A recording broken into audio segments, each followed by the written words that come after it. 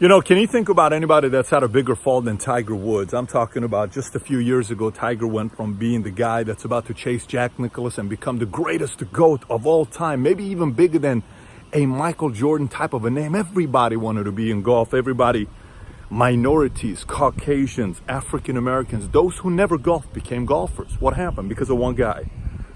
And then suddenly there's that story about his Cadillac and his wife and these 16 women, these names that come out, and he goes on his fall, and then the back injuries after surgeries, and then everybody says it's over with. What does this guy do? He comes and wins a tournament, his 80th. It took him, 1,832 days? I don't know the exact timeline, but it was almost 5 years to 6 years on what he did. What's the moral of the story? The moral of the story is this. Two things. One, man, we love to see people go to the top and fall.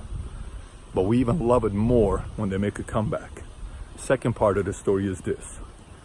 As embarrassing and humiliating anything can be that happened to you in your life, if Tiger can come back from that with billions of people watching him on the news every day about what he did, and everyone knowing the mistake he made, I think you can too as well. Because odds are, whatever you did wrong, whatever embarrassing it was, it's probably not billions of people. Maybe it's 100, 200, maybe even 5,000 people. So don't feel too bad about it. It's not the end of the world. Good news about the world, it's forgiving. It allows you to come back and share your story where you become a testimony for somebody else to realize that after a big fall, after a big mishap, you can make a comeback. Let's have a killer week this week. Take care, everybody. Bye-bye.